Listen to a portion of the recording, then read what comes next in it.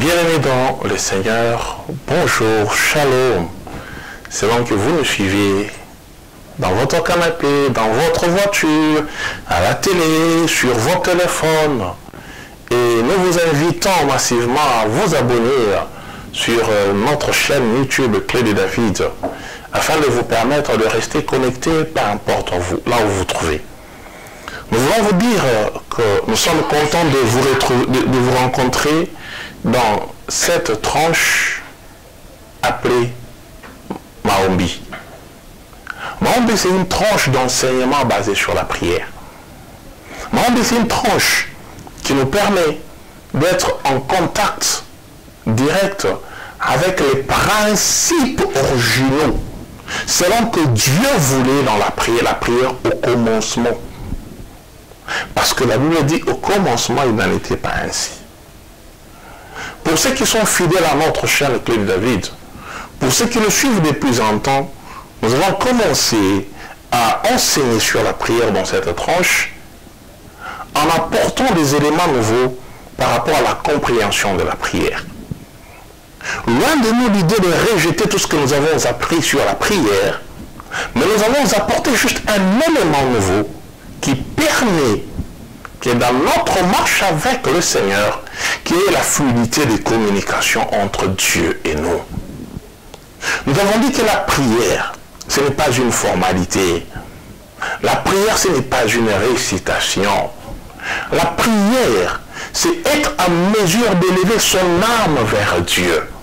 C'est être en mesure d'être dans cette communion, dans cette communication où l'âme s'assoit à la table du Maître.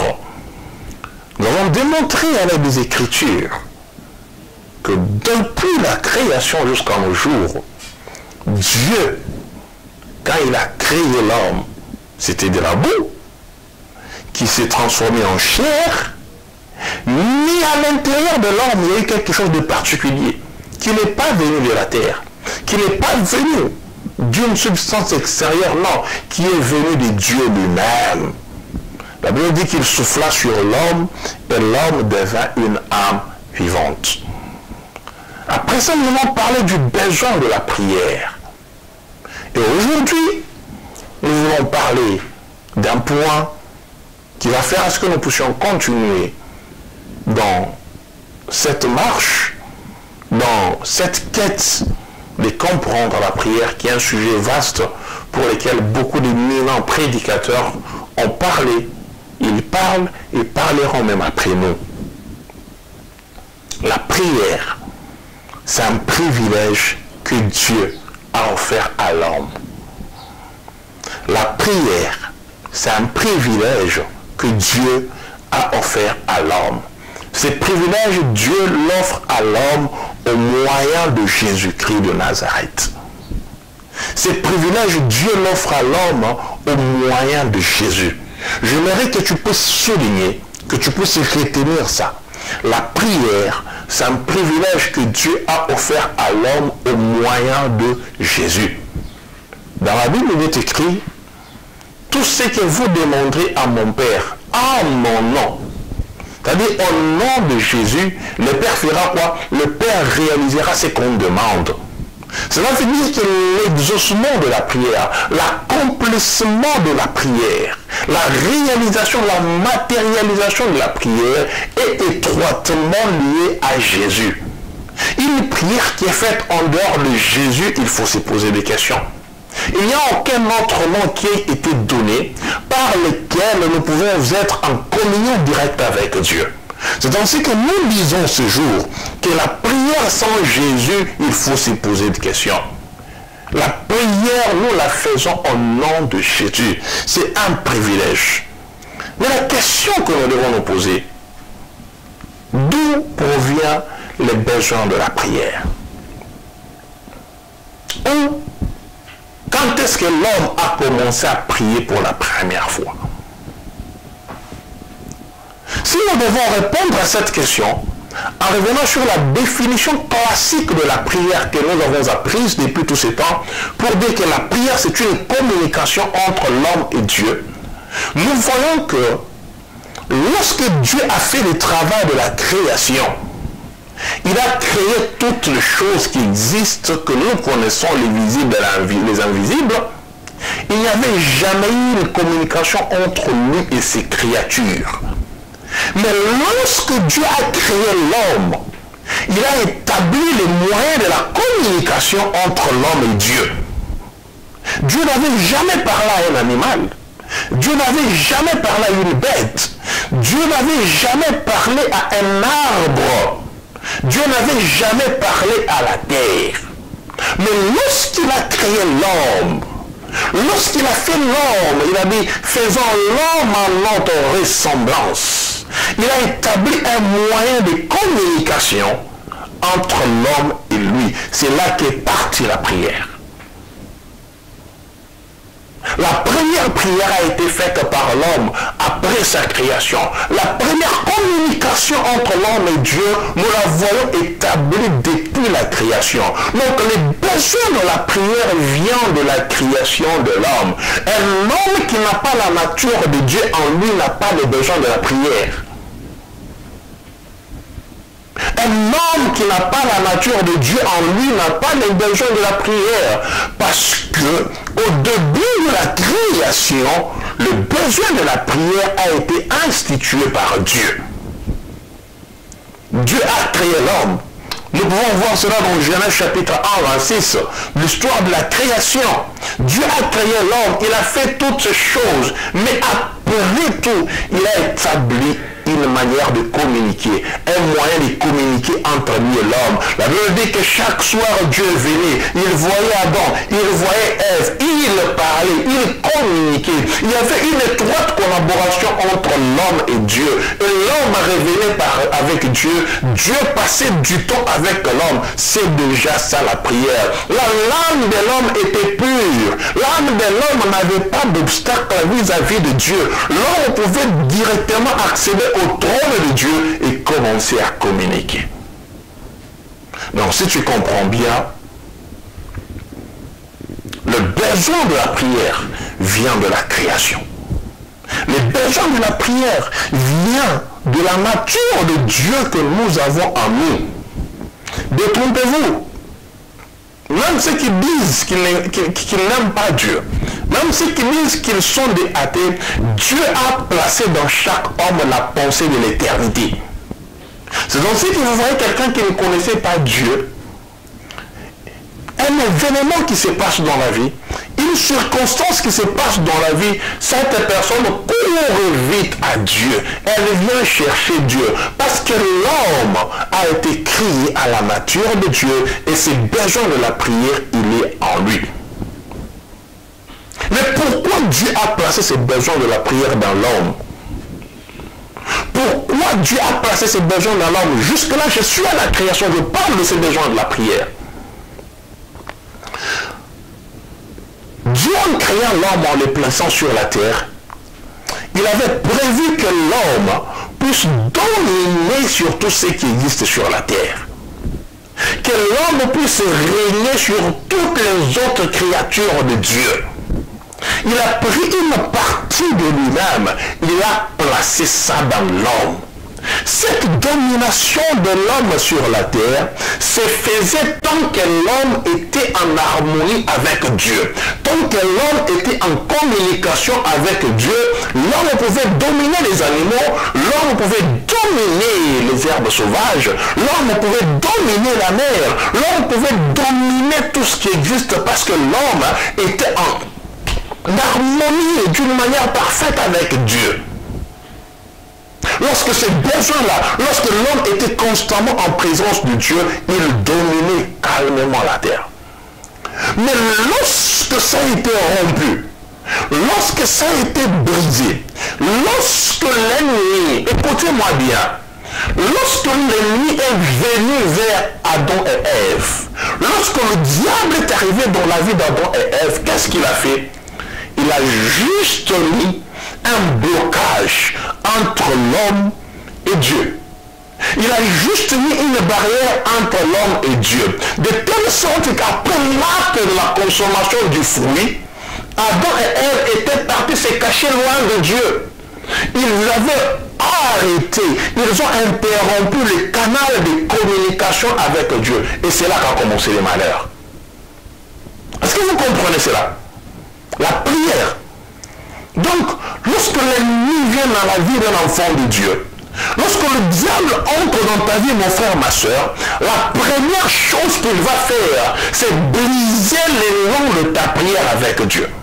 La première chose qu'il va faire, c'est voler cette capacité-là que tu avais à passer des heures dans la prière. Tu vas te retrouver que tu commences à passer 2 minutes, 1 minute, 30 secondes, et finalement, il n'y aura plus de prière. Tu commences à te cacher devant Dieu. Pourquoi? Parce qu'il y a eu une barrière qui s'est installée entre toi et Dieu. Conséquence, certaines choses sur lesquelles tu dominais, tu ne peux plus les dominer. Parce que la domination physique commence d'abord par la domination spirituelle. La domination dans le physique, elle commence d'abord par la domination dans le spirituel. Je voudrais que tu me suives bien. L'ennemi arrive, il vole la communion avec Dieu. Il vole la communication avec le Maître. L'homme se retrouve sans protection. Dieu, quand il arrive, il se rend compte qu'en face, le canal ne répond pas. Il fait quoi? Il chasse l'homme. Il dit, fini. Tu ne vas plus dominer. Pour manger, tu vas souffrir. Il maudit la femme, il maudit la terre, il fait toutes ces choses. Il dit, je vous renvoie par terre. L'inimitié est créée, la domination de l'homme est remise en question par la nature, la domination de l'homme est remise en question par les animaux, la domination de l'homme est remise en question par la créature de Dieu. L'homme qui était dominateur se retrouve dans une position de dominer. Pourquoi? Parce que ce qui faisait sa force a été coupé. Ce qui lui donnait l'avantage sur toutes ces choses a été coupé. De la même façon que toi et moi, lorsque nous nous déconnectons à la source de notre force, nous ne sommes plus forts. Lorsque la Bible dit que les faibles disent je suis fort, ça s'est mis en Jésus, pas en dehors de Jésus. Le besoin de la prière vient de depuis la création. Parce que Dieu a placé l'homme pour dominer sur tout ce que nous voyons, pour dominer sur tout ce qui existe. Et lorsque ça a été interrompu, l'homme est parti loin de Dieu, il n'y a plus de domination de l'homme sur quoi que ce soit. Par contre, l'homme a perdu ces privilèges qu'il avait. L'homme a perdu cet avantage qu'il avait. C'est ainsi que, dans la Bible, lorsque Dieu voit que sa propre ressemblance, voit que ce qu'il a créé, les rôles commencent à être renversés, il crée une solution pour se reconnecter à l'homme. Il crée une solution pour que le besoin de la communication entre lui et l'homme soit de nouveau établi. Et la communication devient possible le jour où le Christ a accepté le sacrifice. Il s'est immolé. Il a donné sa vie. Parce que personne sur la terre, ni au ciel, ni en dessous de la terre, n'avait la capacité d'arracher cette vie à Jésus. Il a donné lui-même. Quand il était devant des situations compliquées, il pouvait dire, si j'avais besoin que mon Père puisse envoyer l'armée céleste, elle serait descendue. Pierre, remets ton épée. Personne n'avait la possibilité de mettre la main sur le Fils de l'homme. Il a donné ça. Il s'est offert lui-même. Il s'est immolé lui-même. Il a accepté la mort de la honte. En payant ce prix du rachat, nous devenons maintenant dans l'intimité commune avec Dieu au moyen de Jésus. C'est ainsi que nous disons que la prière, c'est un privilège que Dieu a donné à l'homme pour lui permettre de revenir dans la présence de Dieu. Et ce privilège ne peut s'obtenir que par le moyen de Jésus. La prière devient donc un plaidoyer dirigé vers Dieu au moyen de Jésus. La prière, nous avons la possibilité de retourner vers le Père, de retourner vers Jésus, vers Dieu, mais en passant par Jésus de Nazareth. C'est ainsi que, au travers de Jésus, nous retrouvons notre capacité à dominer sur ce qui nous domine. C'est ainsi qu'au travers de Jésus, nous retrouvons notre place devant le trône de Dieu. C'est ainsi qu'au moyen de Jésus, nous pouvons nous arrêter devant des choses qui hier nous faisaient souffrir, qui hier nous faisaient pleurer, qui hier nous arrachaient les cheveux, mais au nom de Jésus, nous dominons. Regardez dans la Bible, on est allé même loin. La Bible dit, petits enfants, ne les craignez pas parce que vous avez déjà comment vaincu. On a vaincu quand? Nous sommes des petits enfants. Nous sommes faibles, incapables de dominer par nous-mêmes. Mais au moyen de Jésus, par les moyens de la croix, nous retrouvons notre privilège devant Dieu.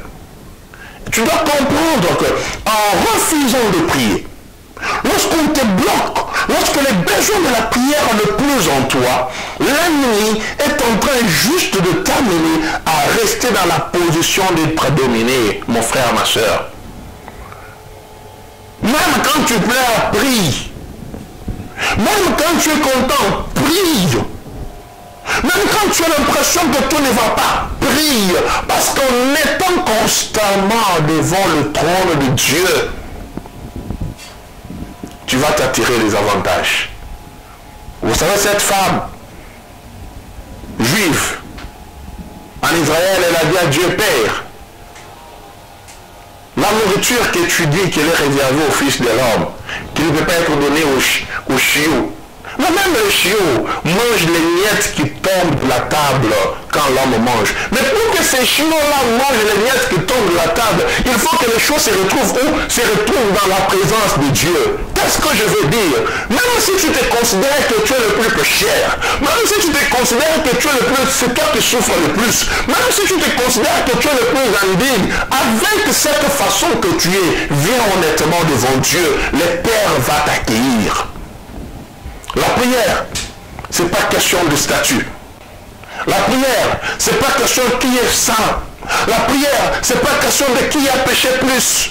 La prière, c'est pas question de qui connaît. Non, la prière, c'est simplement être honnête, venir dans la présence de Dieu tel que tu es. Dire à Dieu, Seigneur, même si je péché, je suis au devant de toi. Je ne tournerai pas mon regard ailleurs. Je ne te tournerai pas le dos. Je n'irai pas ailleurs. Viens dans la présence de Dieu tel que tu es. Ne regarde pas ce qui pèse sur toi là. Ne regarde pas ce qui t'amène dans des difficultés. Ne regarde pas ce qui t'amène à voir les choses qui te font mal.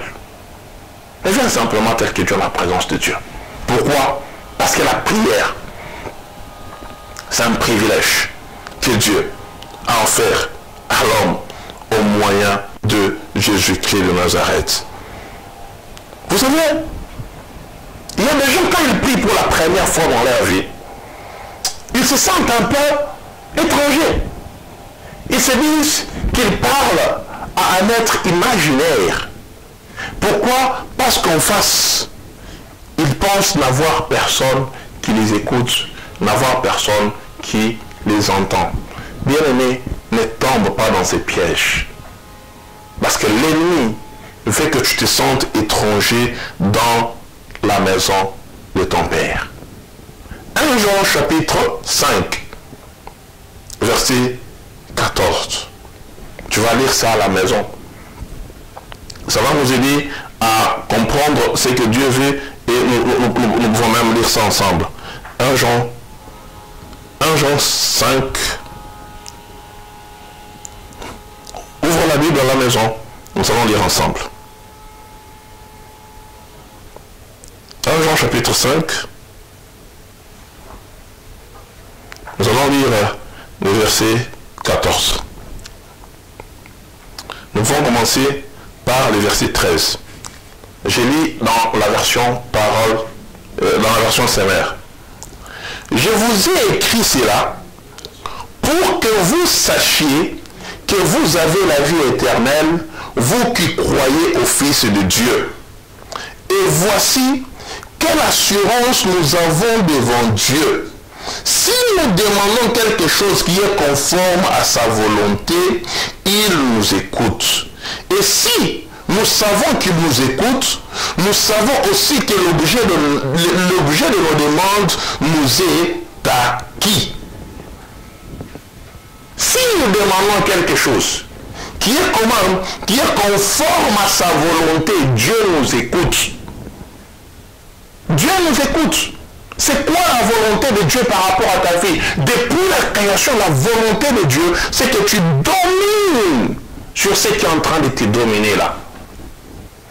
La victoire sur l'ennemi, ça c'est conforme à la volonté de Dieu. La délivrance, c'est conforme à la volonté de Dieu. Le pardon, c'est conforme à la volonté de Dieu. Il y a des choses qui sont conformes à la volonté de Dieu, pour lesquelles quand nous allons opérer de Dieu, nous devons avoir cette assurance que Dieu nous écoute, parce que c'est lui qui a établi ce besoin de prière à nous. Dieu n'a jamais, alors jamais, je dis jamais, cassé la communication avec l'homme.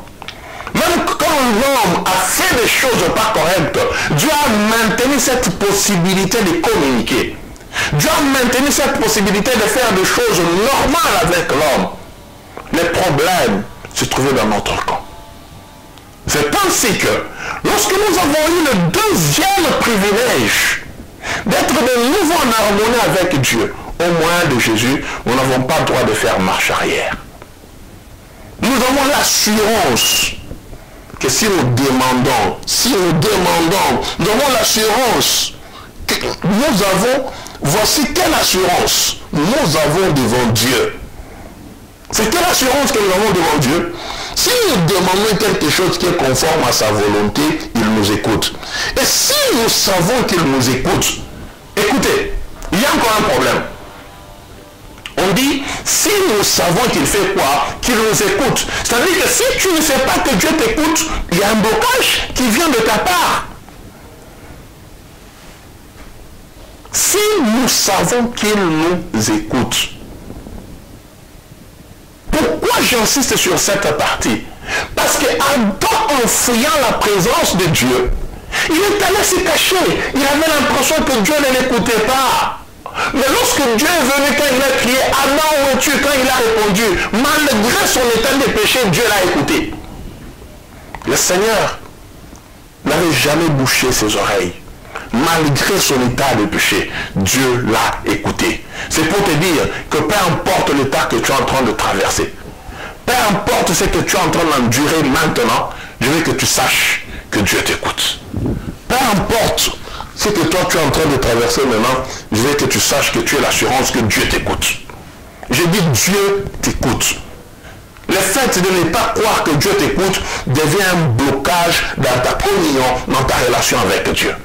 Et bien, si nous savons qu'il nous écoute, la chose que nous demandons, Dieu va nous la donner. Qu'est-ce que tu as demandé à Dieu? Qu'est-ce que tu as demandé à Dieu? Et pourquoi penses-tu que Dieu ne t'écoute pas? Parce que le besoin de la communication a été établi par Dieu depuis la création. C'est là qu'a commencé la première prière. Dieu a continué à écouter les hommes. Quand Jésus est venu, Dieu a continué à écouter les hommes. Pourquoi penses-tu que Dieu ne va pas t'écouter aujourd'hui? Pourquoi penses-tu que Dieu va te tourner le dos seulement aujourd'hui? Pourquoi penses-tu que Dieu ne t'écoute pas? Ça, c'est l'ennemi qui veut t'amener loin de Dieu. Ça, c'est l'ennemi qui veut t'amener hors Dieu. Laisse simplement ton âme monter au trône et récupère les privilèges que tu avais devant Dieu.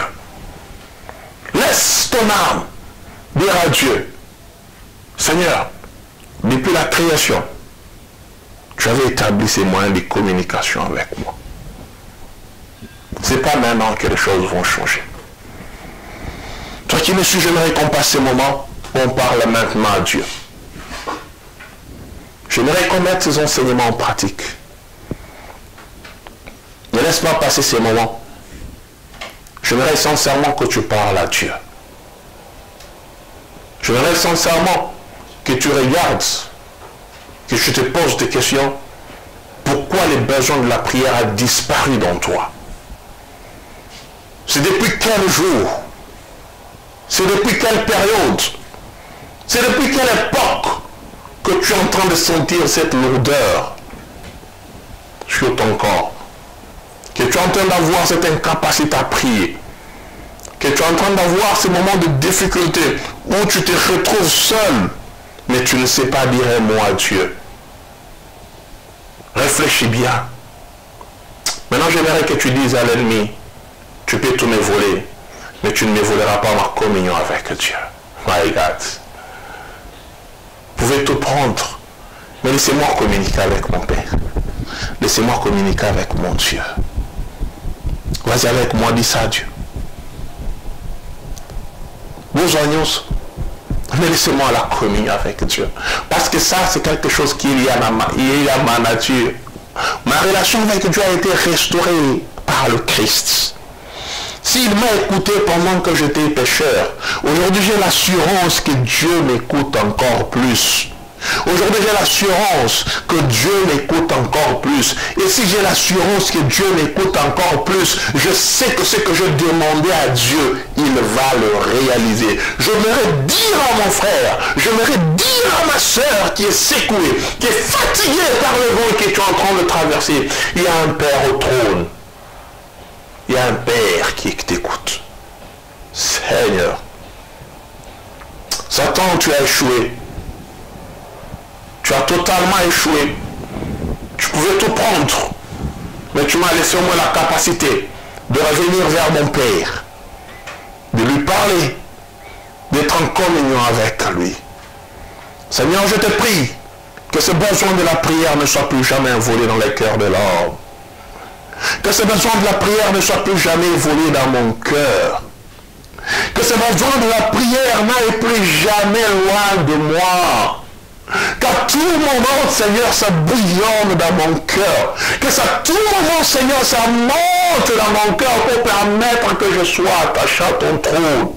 Qu'à tout moment, Jésus, qu'à tout moment, à chaque instant, que tu me rappelles que la nature première que j'avais au devant de toi, c'est la nature de quelqu'un qui domine, ce n'est pas la nature de quelqu'un qui est dominé.